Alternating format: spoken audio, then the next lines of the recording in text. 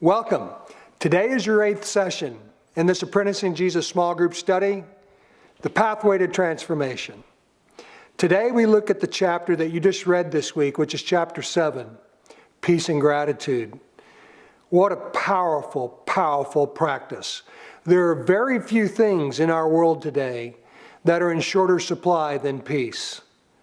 Peace literally denotes the absence of strife. It's a state of untroubled, undisturbed well-being. It's free from anxiety.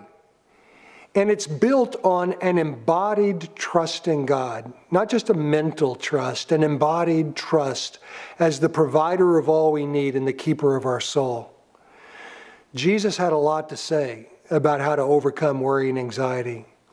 When you look at today's world, it's incredible how fear, anxiety, and worry dominate so much. Just look at the headlines. As apprentices of Jesus, we have an opportunity to let the peace of Christ rule in our hearts, as it says in Colossians 3. Now that's worth pursuing, because everything we hear in the culture is trying to get us to think otherwise. It's also fascinating how often thankfulness is coupled with peace in Scripture. They frequently walk hand in hand. Be peaceful and be thankful. Gratitude, which is thankfulness, is not an attitude. Gratitude is a practice. Throughout this study, I've been emphasizing how being an apprentice of Jesus has much more to do with what you practice than it has to do with what your ideology is, what you say you believe. What we believe does matter, don't get me wrong, but what we practice is what makes the difference in our lives with God and with our lives with others.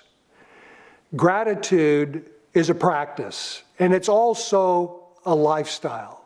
When you find yourself out of sorts, anxious, upset, complaining, disappointed, resentful, or bitter, there are very few practices that will have a more immediately powerful effect than practicing gratitude.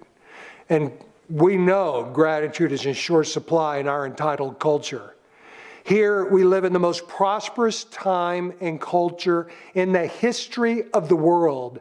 And yet people in our culture are as prone to anxiety and worry as any time in history. I believe that a big part of what fuels that is entitlement.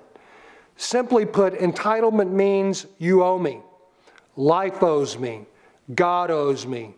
The world owes me. People who have what I don't owe me. And be assured, entitlement permeates every single part of our culture. It cuts across all political persuasions, religious persuasions, ethnicities, and people groups. It's pervasive throughout our culture. It's the water we swim in. And it's impossible not to be influenced by it. We're always really clear how other people are entitled, and we don't see the areas where we are. I'm telling you, it's there. But one simple practice that will stop entitlement in its tracks is gratitude. Thankfulness, unthankfulness is a form of resistance. Gratitude is thankfulness, and unthankfulness is a form of resistance. It happens when we resist our current reality in life, what's currently going on. Gratitude accepts our current reality as the reality of what is and looks for the good in it. It focuses on specifics, on contributions from others that we may not be thinking of, and ultimately embodies a deep appreciation for the gift of life without dismissing the pain and suffering of life. The beauty of gratitude is that you do not need to be feeling grateful to actually practice it. That's what's so wonderful about spiritual practices. You can practice them whether your attitude in the moment matches them or not. Yet they help move your attitude and posture of your heart to one that creates connection, peace, and gratitude. I hope you enjoyed your daily practices this week. They were designed to propel you towards this journey of practicing gratitude. If you didn't get a chance to do them all, don't worry about it. Just go back and loop back and do them when you can. And doing this will absolutely transform your experience of living. If you've not done any of them, don't worry about that. Dive in whenever you can. Just go ahead and jump in. They will make a difference, I promise you. This coming week's chapter is our last chapter in this Apprenticing Jesus study.